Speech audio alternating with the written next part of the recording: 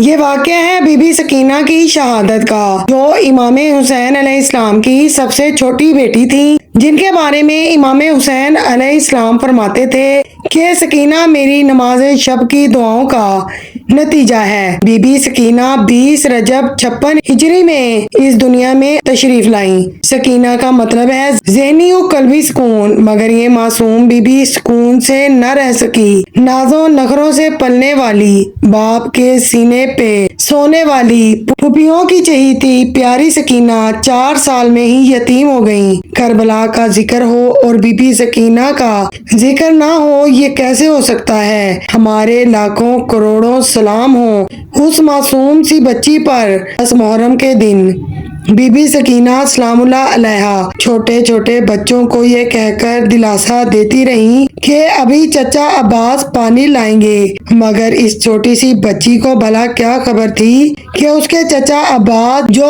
پانی لینے کے لیے گئے تھے، نہر فرات کے کنارے اپنے بازو کٹا چکے ہیں۔ عصر کی نماز کے بعد جب بی بی سکینہ کو یہ خبر ملی کہ ان کے چچا حضرت عباس علمدار شہید ہو گئے ہیں، پھر آپ نے موت آنے تک پانی نہ مانگا، کیونکہ بی بی سکینہ کو آس تھی کہ چچا عباس پانی ضرور لائیں گے۔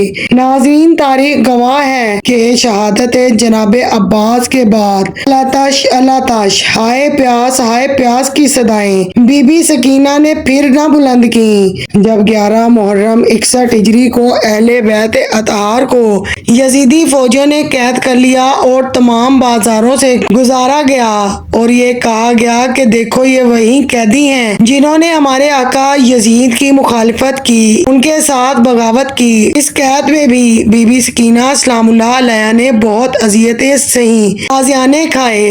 کربلا سے کوفہ اور کوفہ سے شام اور پھر زندان شام کے قید خانے میں یہ معصوم بی بی تکالیف اٹھاتی رہیں اور قید خانے میں بند رہیں۔ جب بی بی سکینہ قید خانے میں تھیں تو اپنے بابا کو بہت یاد کر رہی تھیں اور رو رہی تھیں۔ بی بی سکینہ کو دیکھ کر تمام بیویاں بھی رو رہی تھیں اور گریہ زاری کرنے لگیں۔ جب رونے کی آواز یزید کے کانوں میں گئی تو یزید لعین نیند سے بیدار ہو گیا اور پریشانی کے عالم میں پوچھنے لگا کہ آخر کیا معاملہ ہے، اتنی آوازیں کیوں آ رہی ہیں؟ بتایا گیا کہ امام حسین کی چھوٹی بچی اپنے بابا کو یاد کر کے رو رہی ہے۔ یزید ملعون نے اپنے حواریوں سے پوچھا کہ اسے کس طرح سے چپ کرایا جائے۔ یزید کو بتایا گیا کہ اگر اس کو سر حسین زندان میں بھجوا دیا جائے تو ہو سکتا ہے کہ یہ بچی خاموش ہو جائے۔ پھر ایسا ہی ہوا۔ امام حسین علیہ السلام کے سر مبارک کو زندان میں لایا گیا۔ سر امام حسین کے آتے ہی ایک حشر برپا ہوا۔